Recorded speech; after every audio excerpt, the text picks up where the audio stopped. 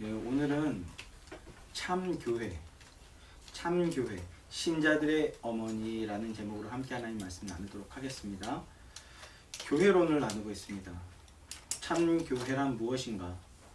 어떤 교회가 성경적인 참교회인가? 그 분별의 기준이 무엇인지 나누었습니다. 그리고 오늘은 지난주에 이어서 참교회란 어떤 곳인가? 그것에 대해서 계속해서 나누고자 합니다. 먼저 지난주에 가시적인 교회의 본질 또는 특징에 대해 존 칼빈은 기독교 강요에서 두 가지로 정의하고 있다라는 말씀을 드렸었습니다. 이것을 교회를 움직이는 두 바퀴라는 표현으로 설명을 드렸는데요. 그 첫째는 교회는 그리스도를 머리로 모시는 곳이다 라는 것이었습니다. 그리고 두 번째는 신자들의 어머니로서의 교회입니다. 교회는 그리스도를 머리로 모시는 곳, 그리고 신자들의 어머니로서의 교회. 이 두 가지 측면을 좀 더 풀어서 설명한다면 그리스도와 연합한 지체들, 즉 교회란 형제적 일치를 이루며 동시에 형제적 사랑을 나누는 공동체, 이렇게 정의할 수 있을 것 같습니다. 형제적 일치를 이루며 형제적 사랑을 나누는 공동체, 사랑과 진리이신 예수 그리스도 안에서 형제적 일치, 즉 교리의 일치를 먼저 이루고 그리고 그 안에서 형제적 사랑을 베풀고 나누는 것, 그것이 바로 참교회라는 것입니다. 이러한 내용들을 지난주에 이어서 계속 나누도록 할 텐데요. 먼저 첫 번째는 교회는 그리스도를 머리로 모시는 곳이다 라는 내용입니다. 지난주에 이 내용에 대해서 조금 다양한 말씀들을 나누었었는데 지난주에 이어서 이 내용을 좀 더 설명하고자 합니다. 먼저 골로새서 1장 18절 말씀입니다. 제가 읽어드릴게요. 그는 몸인 교회의 머리라. 그가 근본이요 죽은 자들 가운데서 먼저 나신 자니 이는 친히 만물의 으뜸이 되려 하심이요 라고 말합니다. 그는 몸인 교회의 머리라. 그가 근본이라 이렇게 말씀합니다. 참교회는 그리스도 안에서 연합한 존재들, 즉 그리스도를 머리로 모신 존재들이다. 그리스도를 머리로 모신 몸들이다 라고 말하는 것입니다. 신약 성경의 여러 구절들에서 이 개념을 동일하게 말씀하고 있는데요.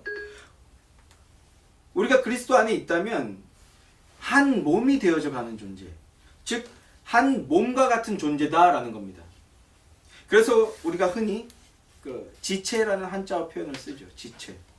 한 몸이라는 겁니다. 칼빈은 이를 소키에타스, 연합체라고 말씀을 합니다. 여기서 핵심은 그리스도를 머리로 모신다라는 부분입니다. 왜 그렇습니까? 지난주에 제가 이런 말씀을 드렸습니다. 순서가 중요하다라는 말씀을 드렸습니다. 반드시 그리스도의 머리됨이 먼저 되어야만 참된 교회가 되어지고 하나님의 자녀로서 하나가 되어질 수 있습니다. 한 몸이 되어질 수가 있어요. 그리고 그래야만 신자들의 구원을 안전하게 보존할 수 있게 됩니다. 사랑하는 성도 여러분, 이는 신자에게 교회들에게 절대적인 원칙이 되어야만 하는 겁니다. 그런데 그럼에도 불구하고 이미 초대교회 때부터 이 순서를 왜곡시키려고 하는 자들이 나타났다는 겁니다. 아니, 이미 에덴 동산에서 아담과 하와를 유혹했던 그 뱀조차도 엄밀히 따지면 이 순서를 바꿔치기 하려고 했던 거예요. 이 순서를 무너뜨리려 했던 겁니다. 이 순서를 무너뜨린다는 것이 무슨 뜻입니까? 머리를 그리스도가 아닌 다른 것으로 모시게 한다라는 거예요. 머리가 그리스도가 아닌 다른 것이라는 거예요. 아름다운 세상을 만들기 위해서 먼저 우리가 하나가 되자라고 주장하는 자들이 있습니다. 손 잡았다면 그건 이미 하나가 된 것이다. 이런 슬로건을 내세우며 교회의 일치를 주장하는 자들이 있습니다. 오늘날은 그것을 WCC라고 표현하죠. 교회 일치운동, 연합운동, 이런 운동들을 벌이는 자들이요. 굉장히 그럴싸해 보일 수 있으나 사실 그것은 이 땅의 참 교회들을 무너뜨리고자 하는 사단의 계략이요 마귀의 역사라는 것입니다.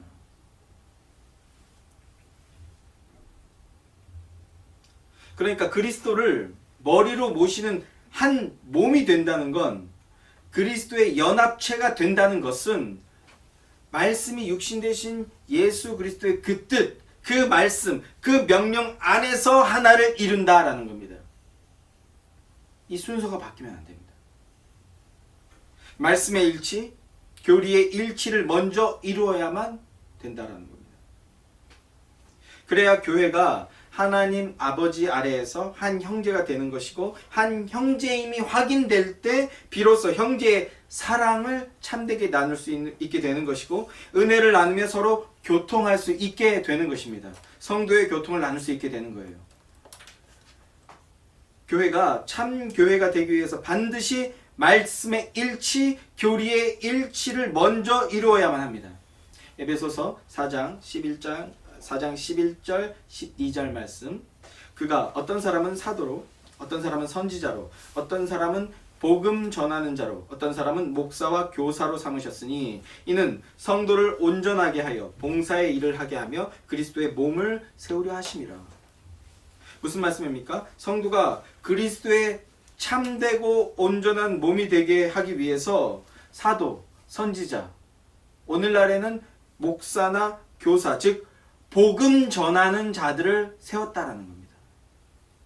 복음 전하는 자들을 세워서 그들을 통하여 복음을 전하게 하셨다라는 겁니다. 그리고 그 복음을 통해서 신자는 그리스도의 온전한 몸이 되어질 수 있게 된다라는 말씀을 하고 있는 겁니다. 참교회가 된다는 것은 오직 복음, 바른 말씀, 참된 교리를 듣는 것을 통해서만 가능하다라는 것을 우리가 주지해야 되겠습니다. 그런데 종종 이런 반론을 제시하는 사람들을 보게 됩니다. 교리가 중요한 게 아니다. 교리가 중요한 게 아니라 교리보다 삶이 뒷받침되어야 한다. 여러분 어떻게 들리십니까? 이 말에 대해서 어떻게 생각하시는지요? 굉장히 그럴싸한 일리가 있는 주장이긴 합니다. 삶이 따라오지 않는 교리란 요란한 소리만 내는 빈 깡통과 같은 것이죠. 하지만 참된 교리는 혹 그 속도가 지체될 수는 있겠지만, 그러나 신자를 죄된 과거에, 옛 습성에 결코 그대로 머물러 있게 하지 않습니다. 참된 교리란, 참된 말씀은 여전히 그 죄의 습성에 머물러 있게 하지 않는다고요. 반드시 그 변화, 생명으로의 변화를 이끌어냅니다. 그것이 말씀의 역사, 교리의 능력입니다. 그런데 이런 반론을 제시하는 자들, 어느 정도의 교리는 필요하겠지만, 여기서 한 가지 좀 사족을 붙이고 싶은데, 어느 정도가 어느 정도입니까? 너무 과대하게 어느 정도껏 이런 식의 어떤 표현을 구사하는 사람들이 있는데, 너무 그렇게 어느 정도가 너무고 그렇게는 뭐가 그렇게입니까? 항상 뭔가 흐트러뜨리기 원하고 무너뜨리기 원하는 자들은요, 이런 모호한 수사를 써요. 모호한, 기준이 없는 매우 상대적인 표현들을 씁니다. 뭔가를 기준을 제시하고자 한다면 그 기준을 선명하게 제시할 수 있어야죠. 너무 과대하게, 너무나 그렇게, 이런 식의 표현은요, 귀에 걸면 귀걸이, 코에 걸면 코걸이가 된다고요. 자, 어쨌든 어느 정도의 교리는 필요하겠으나, 그러나 교리가 중요한 게 아니라 삶이 뒷받침되어야 한다. 잠시 뒤에 또 언급을 하게 되겠습니다만, 소외된 계층을 돕고 억압받는 이웃을 돌보는 게 교회의 일이지, 허구한 날 교회당에 모여서 교리 타령이나 하고 있어서는 안 된다, 이런 주장을 하는 사람들이요. 여러분, 이것이 교회됨의 순서를 바꾸고자 하는 자들의 전형적인 논리예요. 이것이 교회의 그 순서를 바꾸고자 하는 자들의 전형적인 논리고 수사이고 주장입니다. 우리가 깨닫고 기억해야 할 사실은 이런 자들의 주장, 교리가 아니고 삶이 먼저야 한다라는 이런 주장은 어떤 교리의 그 반성경성을 증명하거나 오류를 지적하려고 하는 것이 아닙니다. 그런 게 아니라 저들은 그것은 옳지 않은 성경 해석이고 그로 인해서 신자들이 신자다운 덕성과 행위를 보여주지 못한다. 그러니까 참된 성경 이런 걸 논리하려고 이런 논리를 전개하려고 하는 것이 아니라 그저 자신들의 교리보다 삶이 먼저다라는 자신들의 교리를 주장하는 것일 뿐이라는 겁니다. 이걸 깨뜨려 볼 수 있어야 돼요. 우린 기억해야 됩니다. 이 땅에는 참된 교회를 분열시키는 것이 사명이요 존재의 이유이자 목적인 존재들이 득식을 거리고 있다는 사실을 기억해야 됩니다. 양들을 우리 밖으로 내쫓는 게 목적인 자들, 성도가 하나님의 진리에서 이탈되게 하고 교회에서 멀어지게 하는 것들, 이런 것들에 모든 열정을 쏟아붓는 존재들이 득식을 거린다는 사실을 우리는 기억해야 됩니다. 가장 대표적인 것이 무엇이 있습니까? 가나안 교회라는 게 있죠. 가나안 교회. 이제는 익숙해지셨죠. 가나안 교회. 가나안 교회가 뭐라고요? 교회 안에는 온갖 부조리들이 넘쳐나고 있다. 교회 안에는 불의한 것들이 넘쳐나고 있다. 그러니까 어떻게 한다? 나 안 나가. 안 나간다. 안 나간다라는 거예요. 교회 안 나가는 게 상처일 수는 있고, 그래서 우리가 형제적 사랑을 말하게 되는데, 믿음의 장성한 분량의 사람들이 그들을 보듬고 그들을 위해서 눈물을 흘려 기도하고 그들에게 참된 권면과 복음을 제시해야 되는 게 맞습니다. 그들의 상처를 보듬는 것. 그러나 그들은 그 상처를 핑계대며 자기 의를 드러내는 거예요. 제가 요 얼마 전에도 또 그 교회됨에 대해서 어떤 경론이 일어났는데 그 사람의 주장이 이거예요. 나 가나안 교회인데? 이게 무슨 말입니까? 나는 상처받은 자다. 나는 교회 부조리에 대해서 넌덜머리가 난 사람이고 나는 그런 교회 때문에 상처받은 자다라는 걸 주장하는 거예요. 그래서 제가 얘기했습니다. 뭐 가나안 교회가 뭔데? 뭐 자랑하냐? 여러분 뭐 조금 날이선 표현일 수는 있습니다만 목사가 구원을 줍니까? 목사가 구원을 주나요? 목사가 상처는 줄 수 있어요. 예, 안타깝게도. 근데 구원은요? 목사가 주는 게 아닙니다. 하나님이 주시는 겁니다. 그러니까 목사 때문에 상처받았다. 이런 약간 흥분되지만 이런 표현을 쓰는 사람도 있더라고요. 목사와 목사 새끼를 구분해야 된다.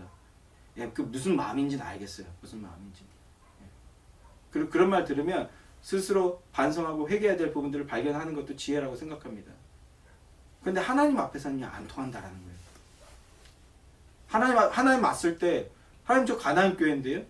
이런 말은 안 통해요. 교회의 부조리와 교리 타령이 나가 있고 삶이 없는 그 모습을 보면서 더 눈물을 흘려 기도하고 목사들이 엉뚱한 설교한다면 본인이 열심히 성경 읽고 하나님 예수 그리스도의 의를 발견해서 의를 실행하면 되는 거지. 제가 어떤 말씀을 드리고자 하는지 이해되실 거라고 생각합니다. 교회를 그렇게 선동적인 말을 통해서 교회를 찢는 게 목적인 이리떼들이 있다고요. 솔로몬의 판결로 유명한 그 판결을 기억해 보십시오. 두 어머니. 솔로몬이 이 아이를 반으로 쪼개자라고 했을 때 참사랑을 가지고 있는 어머니는 참사랑을 보여주는 진짜 어머니는 어떻게 행동했습니까? 뺏길지언정 생명을 살려야 됩니다. 라고 얘기해요. 가짜는 뭐라고 얘기하죠? 좋습니다. 찢어버리세요. 그깟 애기. 이렇게 얘기한다고. 진짜는요? 정말 교회의 불의함, 교회의 부조리함 때문에 마음이 아프면요? 눈물을 흘려 기도하는 겁니다. 근데 너무나 많은 목사들이 가나안 성도가 되라. 이렇게 얘기하고 있는 겁니다. 우리는 이것을 이제 분별할 수 있어야 됩니다. 그들의 정체가 거의 명확하게 드러났어요. 한국교회에서 20년 가까이 그렇게 보이지 않는 곳에서 그렇게 교회를 분열시키고 성도들을 혹세 무민 유린하던 그런 자들이 그들의 실체가 뭔지 이제 거의 드러나고 있습니다. 한 가지 우스운 것은요, 그런 자들이 이제 권력자들이 됐다는 거예요. 교회 경제적으로 부유한 자들이 됐어요. 그렇게 부자 목사들을 공격하고 끌어내리려 하던 그 자들이 부자 목사가 됐어요. 우리는 진리 앞에서 그걸 분별할 수 있어야 됩니다. 그런 이리떼들로부터 양을 지킬 수 있는 것, 그것이 바로 참 교회입니다. 그렇기 때문에 신자는 바르고 참된 교회를 찾고, 그리고 그 바르고 참된 교회를 지키고 보존하기 위해서 힘써야 합니다. 또한 참된 교회가 되는 첫 번째는 오직 그리스도가 그의 몸인 교회의 머리가 되어야 한다라는 것입니다. 이제부터 이것이 주님의 몸된 교회인 예수의 교회가 참 교회로 개척되어지고 지어져 가는데 가장 우선되는 원칙이요 교회됨의 원리가 되기를 소망합니다. 또한 그 안에서 참된 하나됨을 이루어 나가는 하나님의 영광스러운 교회로 지어져 가게 되기를 주님의 이름으로 소망합니다. 참교회란 어떤 곳인가? 참교회의 본질 두 번째는 교회는 신자들의 어머니다라는 겁니다. 교회는 신자들의 어머니다. 저 위대한 스승 어거스틴은 이런 말을 했습니다. 하나님을 아버지로 섬기는 사람은 교회를 어머니로 섬긴다. 또 초대교회의 교부인 키프리아누스라는 사람은요, 이렇게 말했습니다. 교회를 당신의 어머니로 삼지 않는다면 당신은 하나님을 아버지로 모실 수 없다. 이렇게요. 어거스틴과 키프리아누스뿐만 아니라 많은 그 믿음의 선지들, 선지자들이 동일한 표현이나 비슷한 주장을 했습니다. 칼빈 역시도 이러한 가르침을 이어받아 기독교 강연을 통해서 가시적인 교회는 어머니와 같다라고 정의했습니다. 가시적인 교회는 어머니와 같다. 우리가 아버지라고 고백하는 하나님은요, 우리에게 구원을 주시고 영생을 주셨습니다. 하나님은 모든 신자의 아버지십니다. 갈라디아서 4장 6절 말씀, 너희가 아들임으로 하나님이 그 아들의 영을 우리 마음 가운데 보내사 아빠 아버지라고 부르게 하셨느니라. 하나님은 우리의 아버지시라고요. 신자의 생명은 전능하신 아버지 하나님으로부터 시작된 것입니다. 또한 교회의 아버지가 바로 하나님이십니다. 교회란 하나님이 아버지가 되시는 곳입니다. 아멘이십니까? 칼빈은 이것을 부성적 사랑이라는 표현으로 표현했어요. 부성적 사랑. 교회를 향해서 생명을 불어넣어 주시고 선하심을 쏟아부어 주시고 쉬지 않고 영적 공급을 제공해 주시는 분. 우리는 여기서 가정에서 아버지라는 존재의 역할이 어떠한지 하나님 아버지를 통해서 배울 수 있는 것입니다. 또한 하나님을 아버지라고 믿음으로 고백하기에 성도는 서로를 형제 또는 자매라고 부르게 되는 것입니다.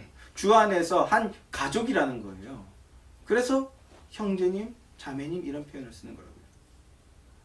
육신의 피가 아닌 그리스도의 대속의 피이자 영생의 피로 연결된 한 혈통이라는 거예요. 영생의 피로 연결된 한 혈통, 한 가족. 이것이 바로 교회입니다. 교회는 하나님을 아버지로 모시는 곳입니다. 하나님 아버지는 자신의 자녀들에게 생명을 주셨고 영적인 것들의 일체를 지금도 끊임없이 공급해 주시는데 어떻게 주시는가? 바로 말씀을 통해서 주십니다. 말씀. 성도란 하나님의 말씀을 먹고 영생을 살아가는 존재들이 바로 성도입니다. 반대로 영적으로 자라나지 못하는 자들, 날마다 의심하고, 어떻게 의심해? 내가 정말 믿는 게 맞을까? 저게 정말 하나님이 맞을까? 저렇게 하는 분이 날마다 의심하며 걸음마 수준에서 벗어나지 못하는 지체들, 그들의 영적 현실이 왜 그렇습니까? 이것 또한 분별하실 수 있어야 되는데, 그들이 왜 자라나지 못하고 여전히 의심하고 여전히 유아의 자리에 머물러 있는 이유, 하나님의 참된 말씀을 듣지 못했기 때문입니다. 교회를 그렇게 오래 다니고 그렇게 많은 설교를 들었는데 설교를 들으면서 그렇게 많이 은혜를 받았는데 근데 믿음이 여전히 영적 유아의 단계에 머물러 있어요. 왜 그렇습니까? 맨날 그냥 분유 같은 말씀, 젖비린내하는 말씀만 듣는 거예요. 오늘 나를 위로해주고 오늘 나를 감격시켜주고 이런 패스트푸드 같은 음식들, 그런 수준의 말씀만 맨날 들으니까 어른으로 자라나지 못하는 겁니다. 그나마 그 말씀도 듣지 못하는 자들은요, 영적 유아의 상태에서 머물러 있게 된다는 겁니다. 그러니까 우리는 이 생각을, 이 분별의 의식을 가져야 돼요. 성도가 자라나지 못하고 여전히 유아의 자리에 머물러 있다면 그를 위로해 주는 것보다 그렇게 채찍의 말씀을 줄 때도 있어야 된다는 겁니다. 그 쓴 음식?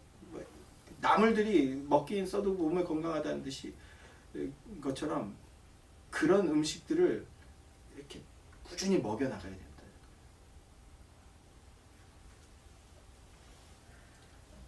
참된 하나님의 말씀. 교회의 표지에서 말씀드렸듯이 순수한 복음을 듣지 못했고 영의 양식을 제때 공급받지 못했기 때문에라는 것을 우리가 인지하고 있어야 됩니다.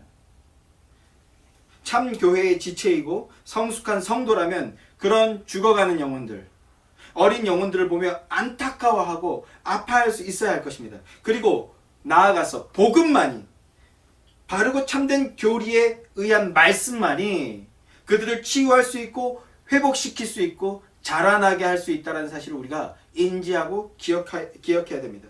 그들을 자라나게 할 수 있다는 이 사실을 우리가 확신하면서 오직 복음을 전파하기 위해서 힘써야 될 것입니다. 사도 바울은 말씀합니다. 로마서 10장 17절 말씀. 믿음은 들음에서 나며 들음은 그리스도의 말씀으로 말미암는다. 하나님의 말씀, 바른 교리의 말씀을 들을 때 비로소 믿음이 자라난다는 겁니다. 우리 주님 예수 그리스도께서도 이렇게 말씀하셨죠. 사람이 떡으로만 살 것이 아니요 하나님의 입으로부터 나오는 모든 말씀으로 말미암는다. 바르고 참된 하나님의 말씀을 들을 때 치유와 회복을 얻을 수 있고, 맨날 뭐 치유와 회복만 얻습니까? 이제 그럼 고쳐졌으면 좀 이제 자라도 나야지. 하나님의 말씀을 들을 때 믿음이 자라날 수 있다고. 하나님 아버지께서는 이 말씀으로 당신의 자녀들을 양육하십니다.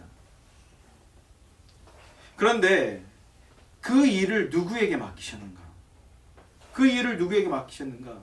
바로 교회에게 맡기셨다는 거예요. 교회에게. 이것을 칼빈은 이 땅의 교회, 가시적인 교회는 신자들의 어머니다라는 그 표현으로 표현하고 있다는 겁니다. 마치 어머니가 아이를 잉태하고 출산하고 뿐만 아니라 젖을 먹이고 돌보고 양육하는 것을 빗대어서 표현하는 것이죠. 그의 방불한 일이라는 겁니다. 어머니로서의 교회란 신자를 자라나게 하는 것이다 라는 것입니다. 참 교회는 신자를 자라나게 하는 곳이라는 거예요. 자라나지 않는 교회라면요, 30년 40년 들었는데 그 끝은 나는 하나님 누군지 모르겠어, 나는 하나님 안 믿어. 제가 구원파에 빠져있는 한 지체에게 말했습니다. 이렇게 하지만 10년 20년 뒤에 하나님 부정하게 될 거다. 그게 현실로 나타났어요. 그렇게 막 전 재산 갖다 쏟아붓고 헌신하고 자기 생활도 없이 그냥 교회만 살았는데 그 끝이 뭐예요? 난 하나님 안 믿어. 뭡니까? 가짜 교회라는 거예요. 근데 복음이 없이 그 교회가 가짜 교회인지 깨닫는데 시간이 걸리는데 얼마 걸립니까? 빨라야 10년이. 조금 똘똘한 사람들이 10년 다녀보고 아 가짜구나. 아니면요 20년 30년 그러다가 깨닫는 거예요. 너무나 안타까운 일 아닙니까? 참된 교회란 신자를 자라나게 하는 곳이라는 겁니다. 그리고 장성한 믿음의 분량이 되게 함으로써 이제 자라났다면 어떻게 해야 됩니까? 또 다른 이들. 어른이란 뭐예요? 자기만 잘 먹고 잘 사는 게 아니라 이웃을 돌보는 거죠. 내 가족을 돌보고 이렇게 장성한 믿음의 분량이 되어서 나보다 더 어리고 더 약한 이들에게 형제적 사랑을 나누게 하는 것, 그것이 바로 참된 교회라는 겁니다. 참교회란, 어머니로서의 교회란 두 가지입니다. 그 신자를 자라나게 하고, 자라났다면 그 자라남 안에서 형제에게 사랑을 나누어주고 베푸는 것. 다시 말씀드리면 참교회는 어떤 교회인가? 두 번째, 참교회란 성도를 보살피고 양육하여 자라나게 하는 곳. 무엇으로? 하나님의 말씀으로, 참되고 바른 교리의 말씀을 통하여라는 것입니다. 그리스도의 연합이 있고, 그리고 그리스도의 사랑 안에서 양육과 보살핌이 있다면 당연히 자라나는 거죠. 당연히.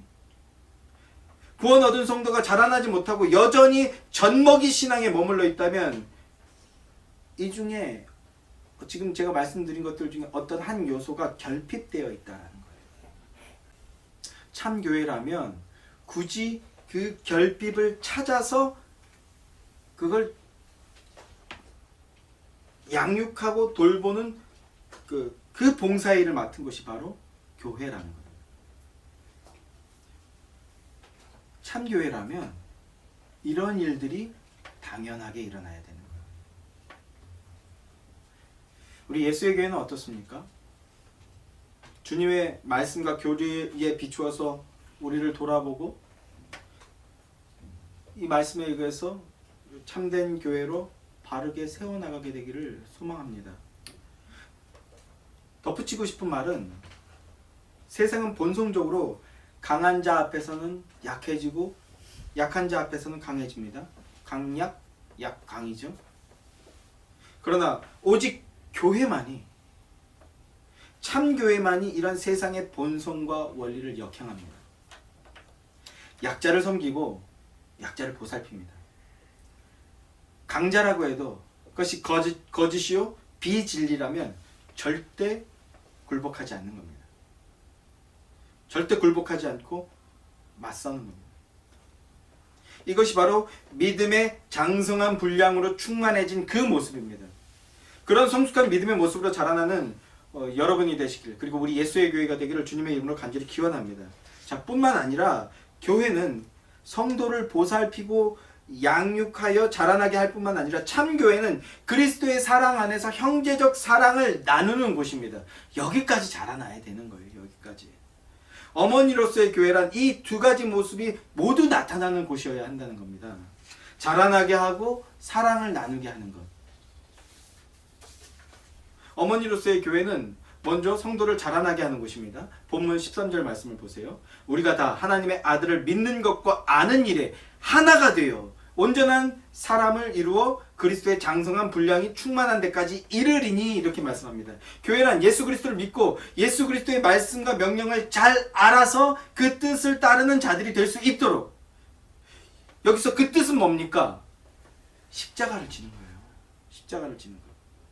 믿음의 장성한 분량이 된다. 즉 성숙한 신앙인이 된다는 것은 내가 교회에서 뭐 성가대 했네, 내가 교회에서 장로 됐네, 내가 교회에서 권사 됐네, 내가 교회에서 이런 직분, 이런 능력을 했네, 이런 업적을 이뤘네, 이런 거 자랑하는 게 아니라 믿음의 장성한 분량이 되었다라는 건 자기를 부인하게 되고 자기 부인 가운데에서 십자가를 지는 삶을 사는 겁니다. 한국교회가 이 믿음의 증거로 자라났어요.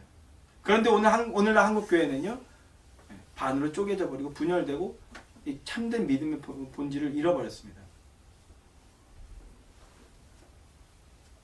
그런 장성한 믿음의 사람으로 자라날 수 있도록 돌보는 것이 바로 교회입니다. 그리고 그것이 첫 번째 형제적 사랑입니다. 나를 자라나게 했고, 그러니 이제 또 내가 누군가를 자라나게 하겠다. 무슨 직분이 대단한 권력이어서 그러는 게 아니라 내게 주신 그 형제적 사랑을 기억하기 때문에 그것에 감사하고 그것이 또 다른 누군가를 자라나게 할 수 있는 원리라는 것을 깨닫게 되었기 때문에 그 일을 하는 거라고요. 제가 사석에서 종종 얘기하지만 제게 처음으로 삼위일체의 교리를 가르쳐 주신 분이 계십니다. 1987년도에 우성자 열자 전도사님. 초등학교 4학년인데 그분 이름이 잊혀지지가 않아요. 그리고 지금 생각하면 한참 어린 친구들이죠. 4학년 때 윤하영 선생님, 5학년 때 신정림 선생님, 6학년 때 임효정 선생님, 이런 신앙의 선배들이 그냥 이름 없이 빚도 없이 그냥 교회 와서 시골짝에 와서 가르친다고 막 애들 붙들고 발버둥 치고 나누고 베풀고 아껴주고 사랑해주고. 그 윤하영 선생님이라는 분이 되게 예뻤어요. 그분이 처음으로 저한테 신약 성경이라는 걸 되게 좋은 거예요. 그때 막 그 80년대 유행하던 그 기도원 뭐 출판사에서 나온 그 보급되던 그런 거 말고 되게 멋있는 성경책을 사주셨어요. 4학년짜리한테. 지금도 그때 그 떨림 그리고 그 종태에게 막 이렇게 막 너무 멋있고 너무 좋은 거예요. 오랫동안 간직했는데 어느 순간 잃어버리긴 했지만 그렇게 형제적 사랑을 흘려 보내주는 것을 통해서 우리가 자라나게 되었습니다. 그런데 그런 사랑을 까마득히 잃어버렸어요. 그 아무것도 없던 그 시골에 와서 그 시골에서 그런 사랑으로 우리가 자라나게 됐는데 교회에서 교회가 뭐 했냐? 다 잃어버렸어요.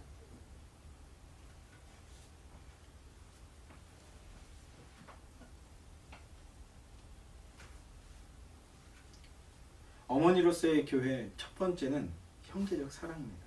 형제적 사랑. 그래서 성도들이 어린 신앙일 때, 믿음이 약하고 어린아이 같을 때, 그러니까 유아기, 영적 유아기, 아동기 같은 모습일 때 교회는 마치 젖먹이를 돌보듯이 어린이집처럼 돌봄과 양육의 역할을 감당하는 겁니다. 그러나 믿음이 자라나서 장성한 믿음의 분량이 되었을 때 교회는요, 어떤 모습으로 변모하게 됩니까? 학교와 같은 모습으로 변모하게 되는 겁니다. 내용과 본질, 정신만 다시 재확인시키고 재무장하게 되면 되는 그런 것으로 매우 실용적인 모습으로 변모하게 되는 것이죠. 매우 실용적이고 효율성 있는 모습으로. 때때로 교회는 마치 동아리와 같은 모습으로 모습을 띌 때가 있고 또는 사랑방 같은 모습으로 변모될 때가 있습니다. 어린이집 같은 모습, 동아리 활동하는 듯한 모습, 그리고 사랑방에 모여서 차와 다과를 즐기며 교제하는 듯한 모습, 이런 모습들을 교회는 모두 가질 수 있습니다.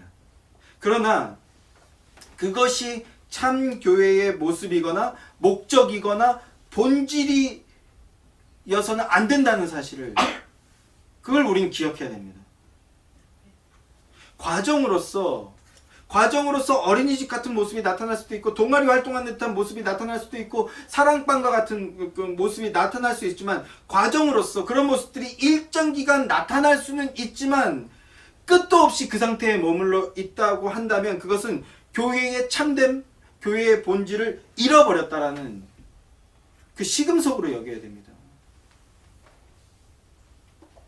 사랑하는 성도 여러분, 우리 예수의 교회는 어떤 단계일까요? 어떤 수준일까요? 분명한 것은 우리가 믿고 꿈꾸고 나아가야 하는 모습은 성도를 믿음의 장성한 분량으로까지 자라나게 하는 교회로 만들어져야 한다는 것입니다. 아멘이십니까? 우리 예수의 교회가 그런 능력 있는 교회가 되길 소망합니다. 뿐만 아니라 교회는 형제적 사랑을 나누는 곳이어야 한다는 사실도 우리가 반드시 기억해야 됩니다. 우리가 지금은 코로나로 인해서 멈춰버렸지만 예수의 교회는요, 구제와 선교를 꿈꾸며 개척과 맞물려서 이 실력을 동시에 키워나가고 실천하려고 하는 교회입니다. 끊임없이 반문하는 것은 이것이 요식행위가 되지 않기를 우리가 기도해야 될 텐데, 지 앞가림도 못하는 게 무슨 남을 돕겠다는 말인가? 세상의 논리라면 우리는 비웃음을 당하게 될 것입니다. 그러나 오직 교회만이 가능한 능력입니다. 나도 약하지만 그럼에도 나보다 더 약한 이들이 있다면 그들을 돕겠다. 그들을 섬기겠다. 그들의 아픔을 함께하고 그들의 어려움을 함께하며 그들을 어루만지며 하나됨을 이루어 나가겠다. 사도행전을 보면 안디옥 교회, 디아스포라 흩어져 있는 그 어려운 안디옥 교회가 오늘날 지금 개척교회죠. 이 개척교회가 예루살렘 교회, 본부 교회가 지금 어려움에 처했으니까 돈을 걷어서 연보합니다. 오히려 도움을 받아야 되는 안디옥 교회가 예루살렘 교회에 연보를 해요. 이게 참 교회의 모습이다. 소외된 이웃, 고통받는 이웃들과 함께하는 것, 이것이 참 교회의 당연한 모습입니다. 근데 여러분 그거 아십니까? 지금 코로나로 인해 전 세계가 고통받고 있죠. 서민들이 어려움을 겪고 있고 그리고 많은 사회적 약자들이 좀 외면당하고 있는 이런 시점입니다. 그럼에도 여전히 가장 많은 구제비가 나오고 있고 가장 많은 도움의 손길이 나오고 있는 것, 그 도움의 손길이 끊어지지 않고 나오는 것이 어디겠습니까? 교회라는 사실입니다. 예배가 핍박받고 교회가 지탄을 받고 있는 이런 시국에도 오직 교회만이 나누지 못하는 것을 부끄럽게 여기고 나만 잘 먹고 잘 사는 것을 하나님 앞에서 부끄러운 일로 여기고 죄악시까지 여기며 그걸 회개하는 곳이 바로 교회라고요.